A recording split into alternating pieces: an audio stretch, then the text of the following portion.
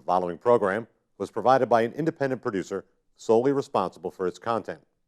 The opinions expressed do not necessarily represent the views of this station, its staff, board of directors, or underwriters.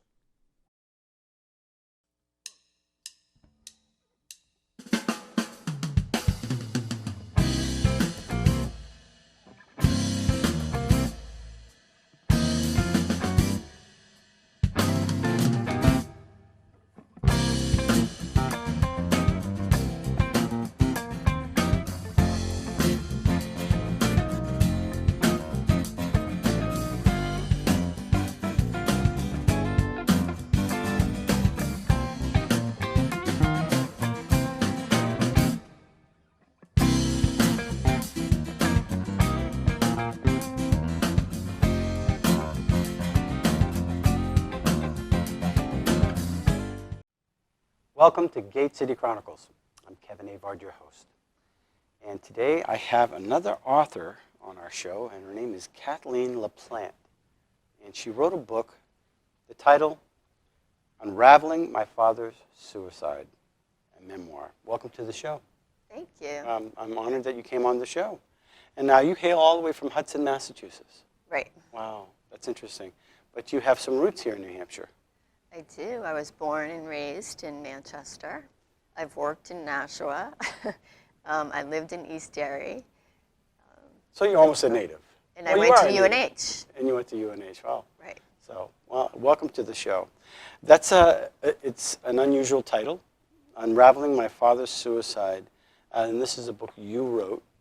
Yes. Something that you've basically gone through and you're sharing with the public. How long ago did you write this book? I released it last May of 2015. And it took me about 3.5 years to write it and to deal with all the publishing aspects. And why did you write this? What was the whole purpose of that? I felt inspired by the Holy Spirit. Mm-hmm. My dad had taken his life over 30 years before I started writing. And there's just something that happened that over the years I had been over the years I had different points of where I was really exploring the impact of my father's suicide on me and what I thought it was on my family and things like that. But there was nothing ever there that I wanted to write about until this book. And maybe it's just because it became clear. It took that long. How did it impact you when you were younger? I mean, obviously this is a tragedy, and I've had friends they've lost their parents the same way, and sometimes you didn't see any change in their behavior. It was like, okay, it happened, mm-hmm. and life went on, and you didn't see a whole lot of emotion in the process. But I'm sure way down deep there was some serious trauma going on inside their minds.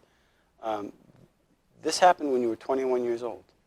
Well, and it happened when I was 21. It happened on my birthday. On your birthday. So I don't know. I mean, for me, it was a lot more torturous. Why was it on my birthday? Well, is there something related to me that he took his life? And you internalized it quite. Yes, yeah. And so I think that's one reason it just lasted for a long time. And it took over 10 years for me to have a birthday where I was actually celebrating my birthday instead of being upset and dreading the fact that this was the anniversary of when my father took his life and it was on my birthday and I didn't understand it. So. Was there alcohol involved or? With my father? Yeah. I don't know specifically. I got the police report, and given that he was an alcoholic, I'm guessing that there was. Mm-hmm. Yeah. And he was an active alcoholic even at that time. So I'm guessing that it was part of the picture. But and alcohol does tend to exacerbate depression in some people. It is a depressant, and it does seem to.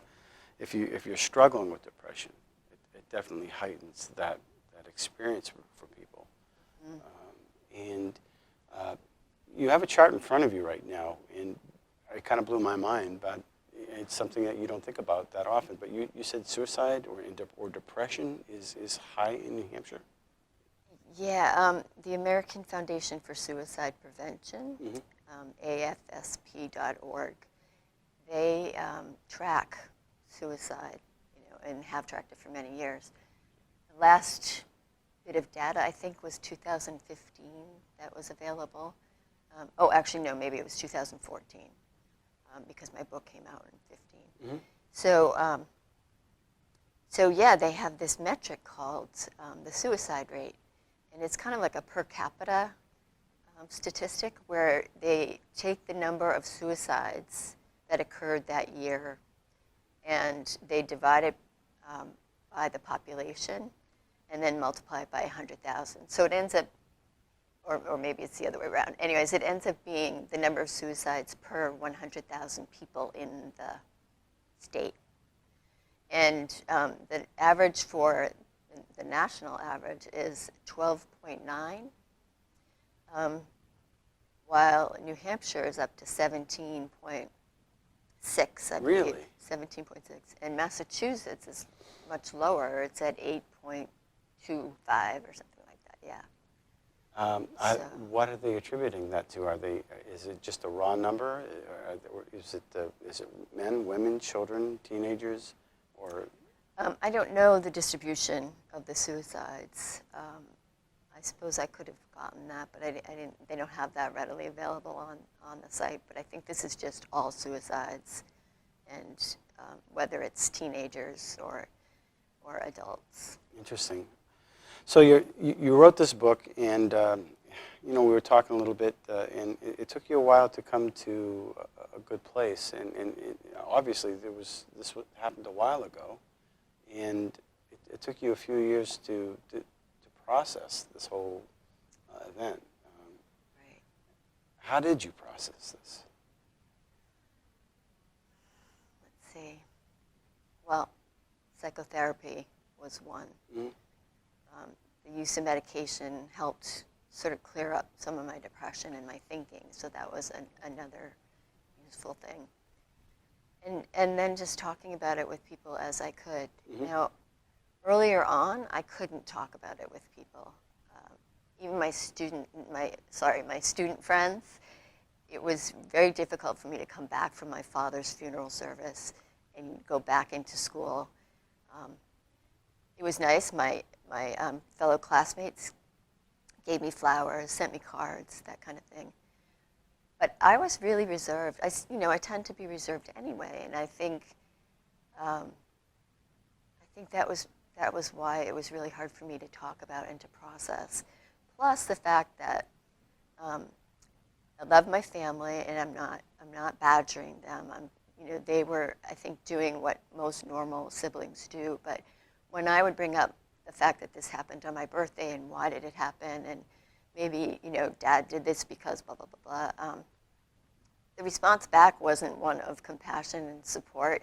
It was, what? You're crazy. No way. Dad didn't do this because it was your birthday. And so I had that to go up against in terms of processing it. Maybe that was their way of trying to help you too. I mean, how do you train for helping somebody in something like this? And they had to deal with it in a different way, apparently. Well, and exactly, I actually write about that in the book, that I came to realize that it was their way of helping me. Yeah. I mean, we all heard, and we process differently. We see things differently, and but you said something very, very telling way in the beginning that the Holy Spirit helped you with this. And as I did read some of it, and I didn't read the whole thing, but it seemed like it took about a year before you and your mother actually even talked about it, and then all of a sudden she hands you the Bible. The Bible that was a memorial Bible for my father's death, yes. And it just out of the clear blue, just handed it to you? I was down on the floor and I was doing something, I don't know, a puzzle or something, and she kind of just walked up to me and handed me the Bible and said, I think if anyone should get it, it should be you. Not everyone was pleased about that in my family, but that was their initial reaction. Again, I think Yeah. Yeah. reasonably they would agree. Well, a mother's intuition would know that you're struggling a different way, and the remedy, obviously, she had an intuition as well, and she handed it to you. And so you weren't very much a practicing Catholic at that time? No, I wasn't. I had been raised Catholic, but pretty much after my confirmation, I stopped going to Mass and really didn't participate at all. So it wasn't until actually 1997 is when I started looking at Catholicism again and actually came back into the church. Mm-hmm. So, but before that, no, I wasn't a practicing Catholic, and I had none of that to rely on to help me get through. I think you had asked, how did you process this and all that. Initially, I think part of the reason the first 10 years were so difficult was because I didn't have the faith, didn't have my faith,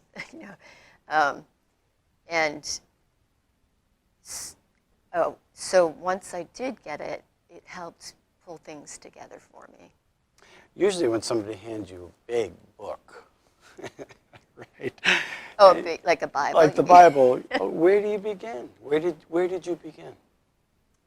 Well, Did you start reading it, or was it just like, oh, this is a nice book, I'm going to go back to church, or did you open it and say, wow, that's for me?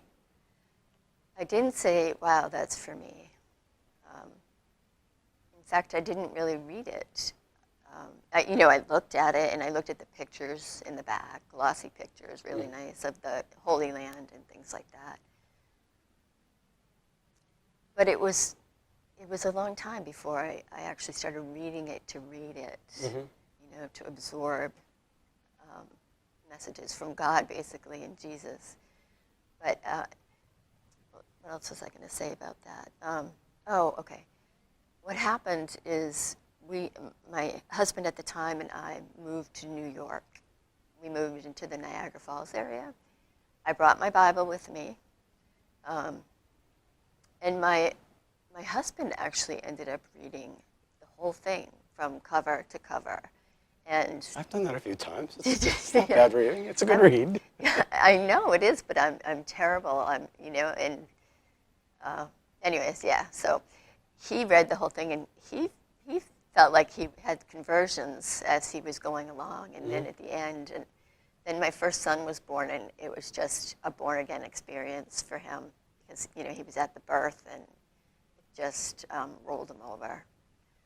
So I still didn't read it that much, and it wasn't until I started exploring and got into therapy, and then got into 12-step programs, and then ended up at St. Benedict Abbey in Still River, Massachusetts, and started thinking about the Catholic faith, like seriously thinking about it. And so then, I think that was a whole other door that opened up for me to help me. And you found support, and obviously, that's sometimes people say, well, the tragedies that come in your life, you without faith, in the Lord, and knowing your origin, it's hard to struggle through. What is this? What just happened? How do I process this?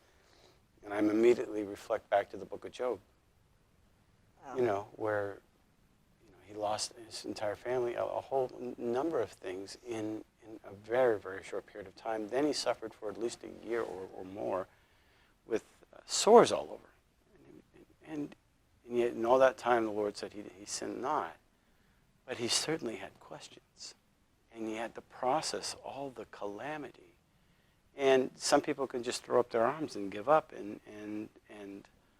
But there was a purpose. There was a purpose.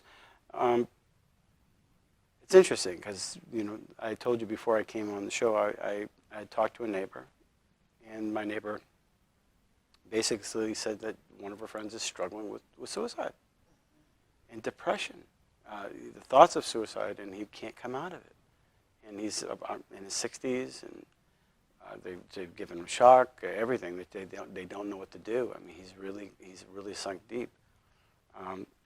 And then there was a commercial about medications, that if you take this medication, thoughts of suicide, and it just throws people into a certain depression. And I didn't put two and two together. I'm actually talking to somebody about this whole topic today, and I just thought, well, that's interesting. But there are a lot of people in New Hampshire that are struggling with that. Obviously, if there's a trend, this book, will this help somebody? Oh, I think it will help a lot of people. Right. And it's the ripple effect that you had talked about earlier. It's doesn't only help the person who might be struggling with suicidal ideation, but it helps people who are trying to help that person, or people that live with somebody with, suicidal tendencies. And it also helps just in general. I have a group of people that I know, and I gave them a copy of my book, and they're circling it around. Mm-hmm. And they're from all different walks of life, and they get insight into the suicidal struggle like they haven't had before. And just realizing that, like, for instance, for me and for many people, it's not that I want to end my life, but it's that I want to get rid of the pain, and there just doesn't seem to be any relief from the pain. And some people say, well, what pain? Well, hurt emotions, hurt feelings. They can feel Getting laid off at a job, but, yeah. Despair. It's funny, we all talk about stress. And stress has physical side effects. Hardening of the arteries, it has physical problems that can hurt you. So does depression. And depression is an area of despair that when you're there, you don't know how to get out of it. And you don't know how to climb out of it because there's no hope at some point. And not having hope is, you could be the sunniest day, and you could still feel like it's dark. It's apocalyptic. Yeah. And sometimes that can be through medications, or You mean the onset? the onset, Yeah. An event, alcohol, which some people don't realize is a drug. It can be a drug, especially if it's if it's abused. Used, yeah. And so that just starts a whole spiral. So living with somebody that's suffering through this will help them. This will help the people struggling with somebody who's struggling. Yes. And I've been told by friends that have read the book, when it was first published, that it was actually a very powerful book, and also a very easy to read book. Mm-hmm. I find that. Like within a weekend you could finish it, maybe even in a day. I don't know. I've gotten different messages. So yeah, and there are resources in the back of the book for people who are dealing with suicide in whatever fashion they're dealing with it. If it's their son, if it's their daughter, if it's them themselves, there are things that they can start tapping into. If somebody is thinking that, what would be the first helpline that you would throw them? There's a national suicide hotline, and it tends to be it's the one that everyone sort of puts up on their website or whatever. I think it's in the back of this book.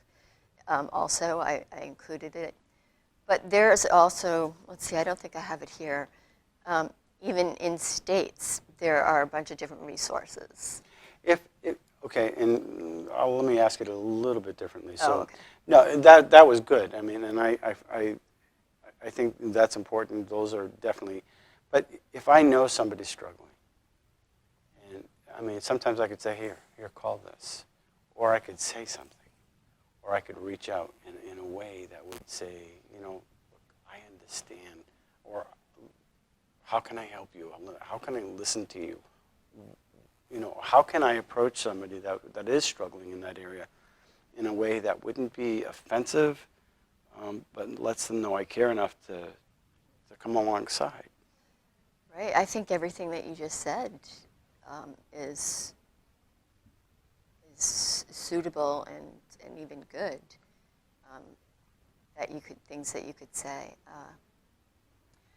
It's funny because I mentioned the national hotline, and there are many times when I write the national hotline in emails or whatever, where I feel like I am pushing people away. Like, here, call this hotline, and it's good because sometimes people need to do that. I called the hotline a couple of times, but ideally it would be nice to have people in their own little circle that they could somehow tap into, to be heard, to cry, to to go to the hospital if that's what they need to do.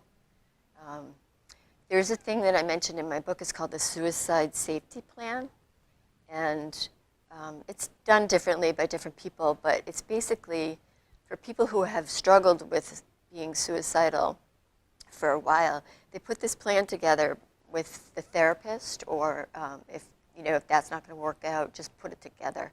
And you go through different stages of resources that you want to tap into as your suicidality is escalating.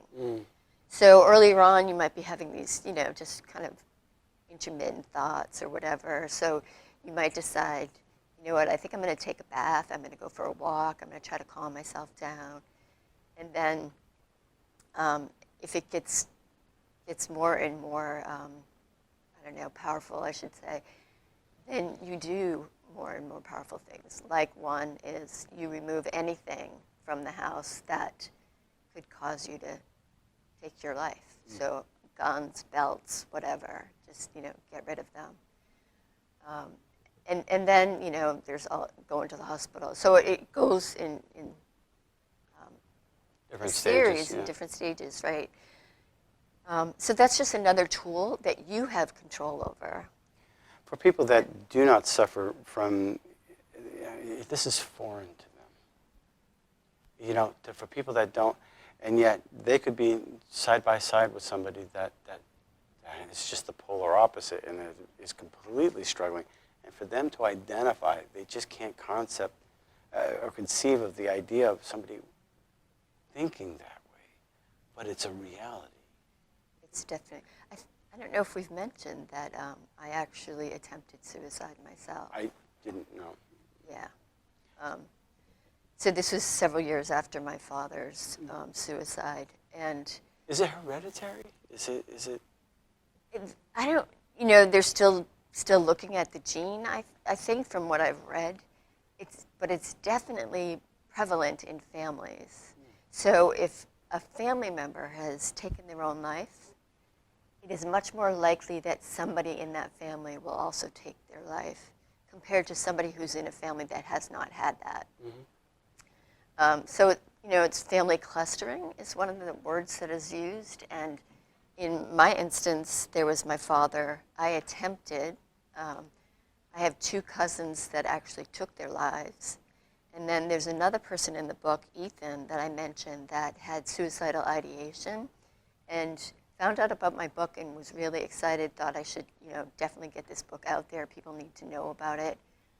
And unfortunately, he took his life last year, 6 months after the book came out.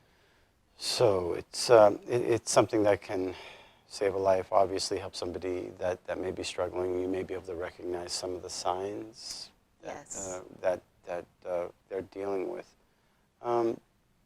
So the other thing people ask is, what are the signs? Yeah. And often people are withdrawing. See, for me, it was difficult because and still am when I'm depressed, I put on a really good face. And I go out and, nobody knows I'm depressed. And that's how it was when I was suicidal. So it's tough to discern it. But it is, it is possible to keep an eye out and to ask someone, have you been thinking about suicide? That's a tough question. It is, but you could preface it by saying, I'm really worried about you. And, you've been depressed, you've been withdrawing, and I just want to get a feel for where you are, and I'm wondering if, You're not going to do something silly, right? Well, I wouldn't say that because that could get them mad. Right. That's exactly would be somebody's response. You're not going to do something foolish, or you're not going to do something silly, or you're not going to go off the deep end, or and that would be the typical lingo for somebody, I would think, right? Often, I think you're right. That might be the case. Right. Just because they don't know how insensitive it is. So just a little side note, and I share something with your dad, that we were at the same orphanage. Your dad. I mean, Your dad. my dad Yeah. and you? Yeah. Oh, my gosh. Well, he went to St. Peter's. I believe that's the one On on Kelly- the west side. Yeah, on Kelly Street. Yeah. They've been in the business for a long time, but we were in the same place. I find that rather interesting. But I really appreciate you sharing this book. And how do people find it? Well, it's on Amazon. You can just put my name in or the title of the book. It's on Barnes & Noble. It's on a website called Create Space. It's also on eBay. Good for you. All right. Yeah, it's on Wow. eBay, and it's on Amazon across the world. It's in Japan, it's in India, it's in France, it's in several places. So, but anyway, so the other thing is check your local library. I donated a copy to the Manchester Public Library. I should probably donate one to here. Nashua would be nice. I'm Yeah, sure they would Nashua. appreciate that. And I have several, like 12 libraries that I've donated the book to. And now, how many children do you have? I have two. Two children. Have Two they boys. have you talked to them about the book and about everything? I mean, how did you talk to them about this whole issue? About what? About this whole issue. Oh, right, okay. I never told them that I attempted suicide until I wrote this book. How did I they- just couldn't, it didn't seem necessary, and I was also kind of nervous about doing it. And, so anyways, I did it while I was writing, and while I was writing my book, both of my sons played editors for me. I'd give them a chapter and they'd read it, and help me reword things or think about things in a different way. It's a cool way for them to be part of this whole scenario and to Yeah. process it. So very interesting. So the name of the book is Unraveling My Father's Suicide by Kathleen Laplante, a memoir. Can I just mention my website? Sure. I don't know if it's on the screen, but It might be right here, but we can't see it. That's fine. so it's the title of the book all pushed together. It's www.unravelingmyfathersuicide.com. And I'm also on Facebook, and you can just put the title of the book in the search thing for And that'll Facebook, and I load have, you. it's a little more interactive. It's a nice addition. Well, thank you very much for coming on the show and sharing your story. You're We welcome. really appreciate it. Thank you. And if you have a story to tell, or a book that you'd like to talk about, come on Gate City Chronicles. Until next week, thanks for watching. Thank you for watching Gate City Chronicles. And we want to thank our sponsor, Avard Cleaning. They've been a sponsor for quite a few years now, and we appreciate them being a sponsor. And if you want to be a guest on our show, contact accessnashua@gmail.com. We'd love to hear your story. Until next week, thanks for watching.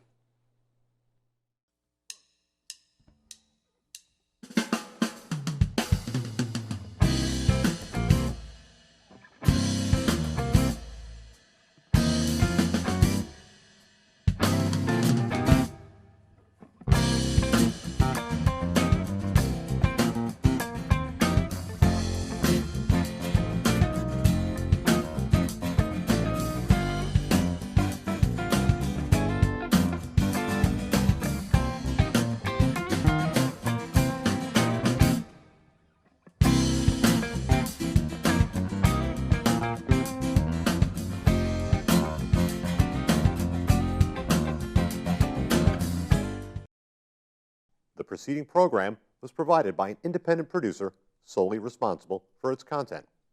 The opinions expressed do not necessarily represent the views of this station, its staff, board of directors, or underwriters.